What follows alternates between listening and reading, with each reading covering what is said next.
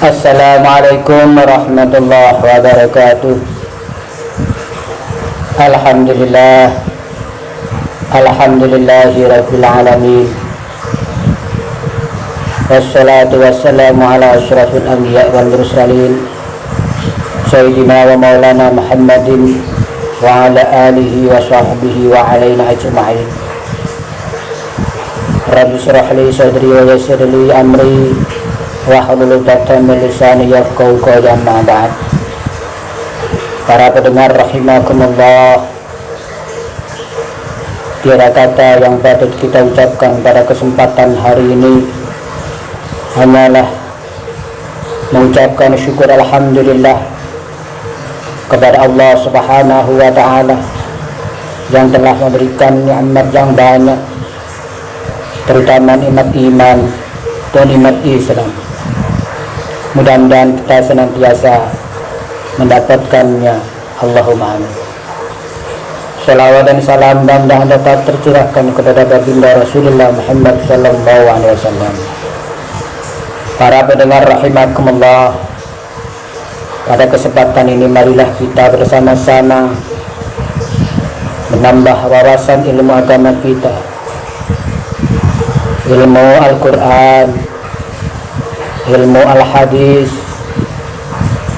petunjuk dari baginda Rasulullah Muhammad sallallahu alaihi wasallam di dalam mengarungi kehidupan di dunia ini, agar kita benar-benar menjadi hamba Allah yang benar-benar beribadah kepada Allah Subhanahu wa ta'ala sesuai dengan tuntunannya. Marilah kita senantiasa berusaha untuk meningkatkan ketakwaan kita kepada Allah Subhanahu wa ta'ala dengan senantiasa melaksanakan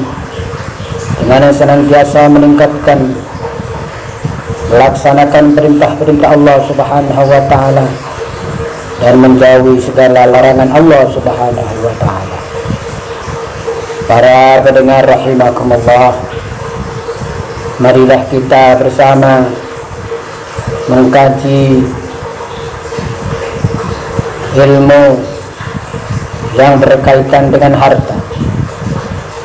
Para pendengar rahimakumullah, di dalam mengarungi kehidupan ini sebagai seorang muslim tentunya menginginkan harta yang halal, harta benda yang kita makan, yang kita jadikan kebutuhan sehari-hari, itu benar-benar halal, benar-benar harta yang diridhai Allah Subhanahu wa ta'ala, bukan harta yang didapat dari hal-hal yang haram, dari perbuatan yang haram. Para pendengar rahimakumullah, sebab kalau kita menggunakan harta yang haram, kita memakan harta yang haram, maka akan berakibat fatal bagi kita, berakibat buruk bagi kita. Oleh karena itu, pada kesempatan ini akan kami sampaikan akibat fatal kalau kita memakan harta yang haram, harta yang tidak diridhai Allah Subhanahu wa ta'ala. Akibat yang pertama adalah memakan harta haram berarti mendurhakai Allah dan mengikuti langkah syaitan. Hal ini telah difirmankan Allah Subhanahu wa ta'ala di dalam surat Al-Baqarah ayat 168. A'udzu billahi minasyaitonir rajim. Bismillahirrahmanirrahim. Ya ayuhan nas kulu mimma fil ardi halalan tayyiba wa la tattabi'u khutuwati syaitan innahu lakum aduwwun mubin. Hai sekalian manusia, makanlah yang halal lagi baik dari apa yang terdapat di bumi, dan janganlah kamu mengikuti langkah-langkah syaitan, karena sesungguhnya syaitan itu adalah musuh yang nyata bagimu. Para pendengar rahimakumullah, disebutkan oleh Ibnul Qayyim rahimakumullah, ada beberapa langkah syaitan di dalam menyesatkan manusia. Jika langkah yang pertama tidak bisa, maka akan beralih pada langkah berikutnya. Langkah pertama syaitan dalam membujuk kita adalah kita diajak pada kekafiran, pada kesyirikan, serta memusuhi Allah dan Rasulnya. Langkah pertama tidak bisa, langkah kedua akan dilanjut, akan digerakkan. Yang kedua adalah diajak pada amalan yang tidak ada tuntunan alias bid'ah. Tidak ada tuntunan dari Nabi Muhammad SAW. Kalaupun langkah yang kedua tidak berhasil, maka setan menggunakan langkah yang ketiga, yaitu kita diajak pada dosa besar. Kalaupun langkah ketiga ini tidak bisa, maka setan akan menggunakan langkah keempat, yaitu kita diajak dalam dosa yang kecil. Kemudian langkah yang kelima digunakan kalau langkah keempat tidak bisa, maka kita disibukkan dengan perkara mubah yang sifatnya boleh, tidak ada pahala dan tidak ada sanksi di dalamnya hingga berlebihan. Kalaupun langkah yang kelima tidak berhasil, maka setan menggunakan langkah yang keenam. Maka kita sebagai manusia muslim akan diusahakan disibukkan dalam amalan yang kurang afdal, amalan yang kurang afdal, padahal ada amalan yang lebih afdal. Para pendengar rahimakumullah, memakan harta haram, maka diri kita tidak akan diridhoi oleh Allah Subhanahu wa taala dan akan terjerumus ke dalam langkah syaitan, akan dibujuk oleh syaitan, dijerumuskan ke dalam api neraka. Kemudian yang kedua, akibat kita memakan harta haram adalah akan membuat kurang semangat dalam beramal soleh. Di dalam surat Al-Mu'minun ayat ke-51, ya ayyuhar rasulu kulu min thayyibati wa'malu shalihan inni bima ta'maluna alaih, inni bima ta'maluna alaih. Hai Rasul-Rasul, makanlah dari makanan yang thayyib, yang baik, dan kerjakanlah amal yang soleh. Sesungguhnya aku maha mengetahui apa yang kamu kerjakan.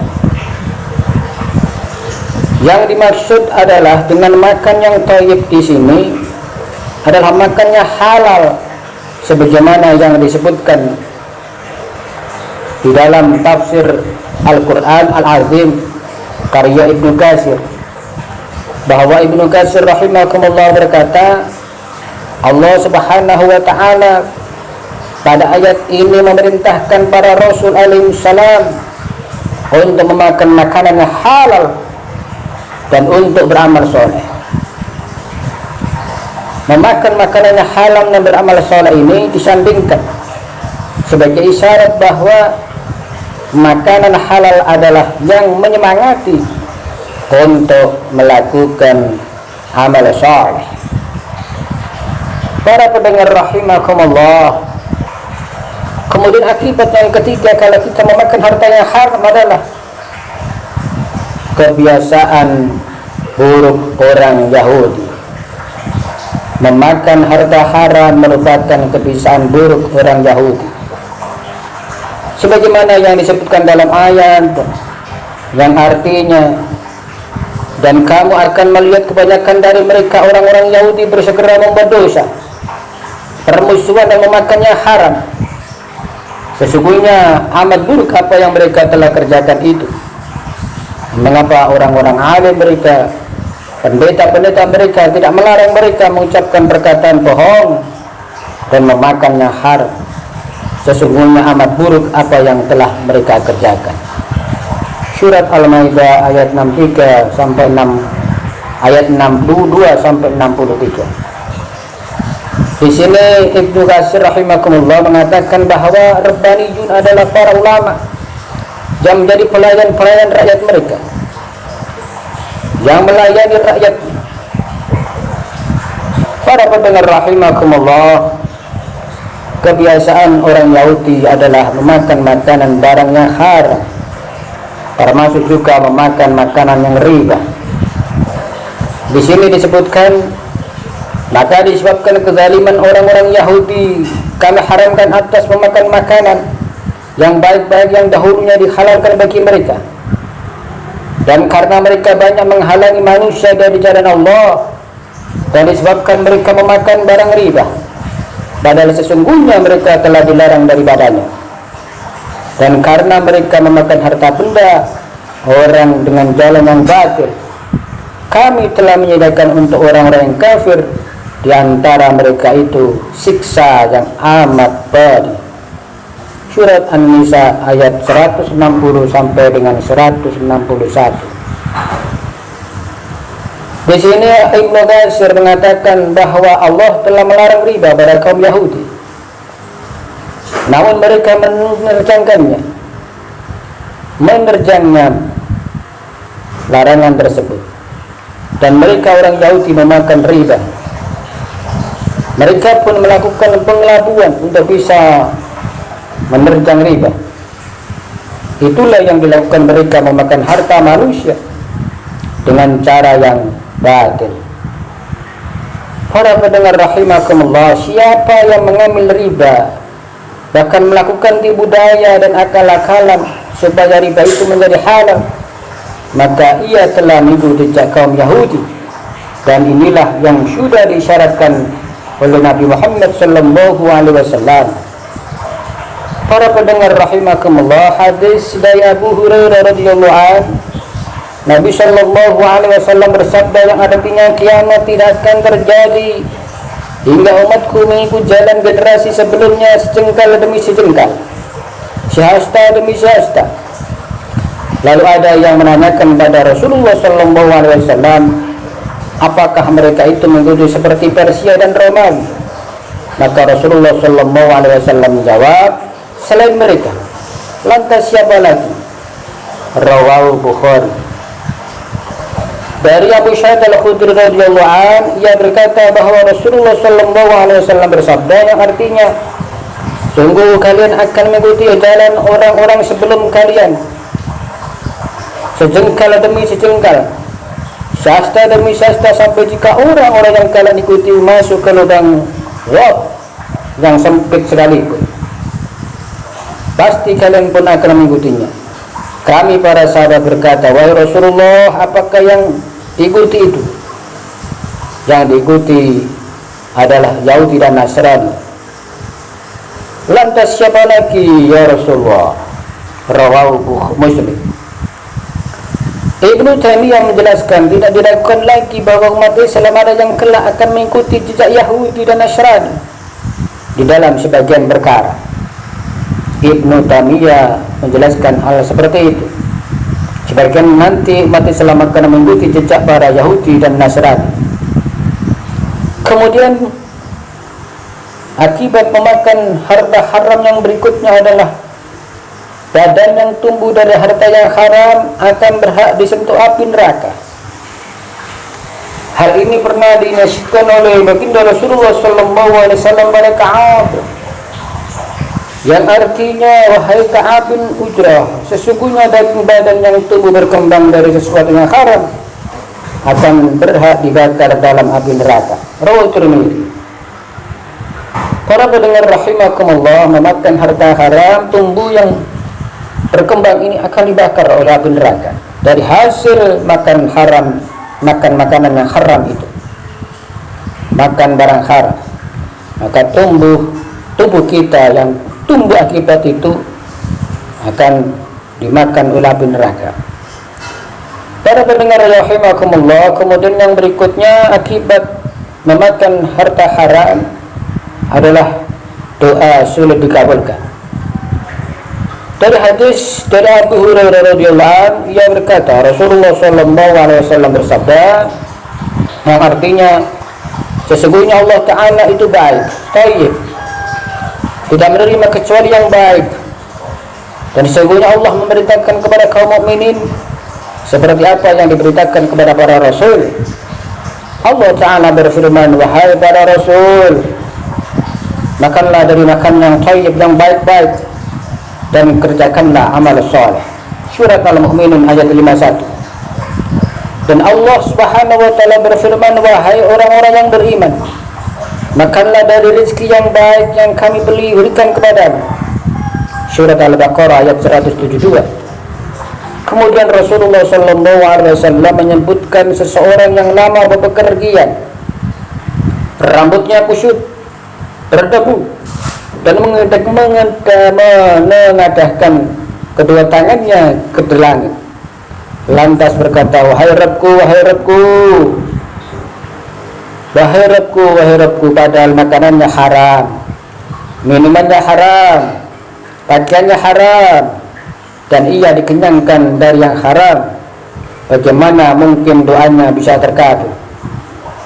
Rawahu Muslim, hadis nomor 1015. Para pendengar rahimakumullah, kemudian akibat yang ke-6 adalah akibat dari makan harta haram, bahwa harta haram membuat kaum muslimin jadi mundur dan hina. Rasulullah sallallahu alaihi wasallam bersabda dari hadis Abdullah bin Umar, yang artinya, jika kalian berjual beli dengan inah, salah satu transaksi riba, mengikuti ekor sapi, maksudnya sibuk dengan penternakan, ridha dengan bercocok tanam, maksudnya sibuk dengan pertanian, dan meninggalkan jihad yang saat itu fardu ain, maka Allah akan menguasakan kehinaan atas mereka, atas kalian. Allah tidak akan mencabutnya dari kalian hingga kalian kembali kepada agama kalian. Rawahu Abu Daud.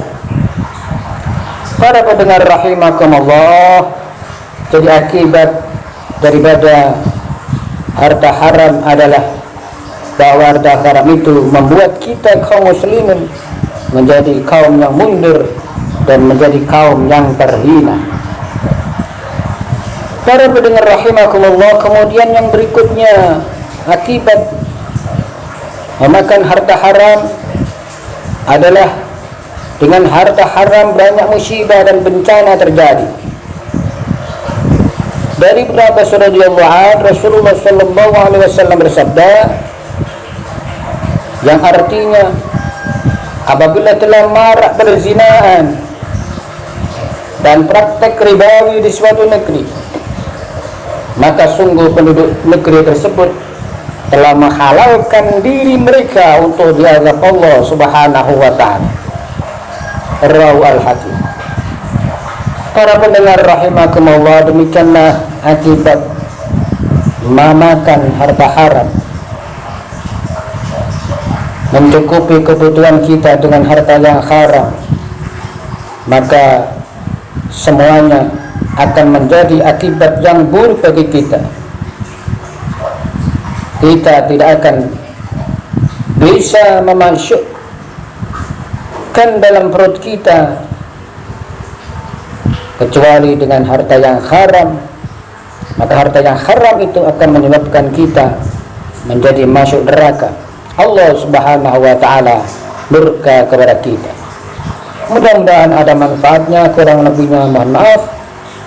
Kalaupun ada yang salah itu dari diri saya sendiri, dan kalaupun ada yang benar itu semata-mata dari Allah Subhanahu wa ta'ala. Allahumma afiq lakum wa ihdinas siratal mustaqim. wal afu minkum. Wassalamualaikum warahmatullahi wabarakatuh.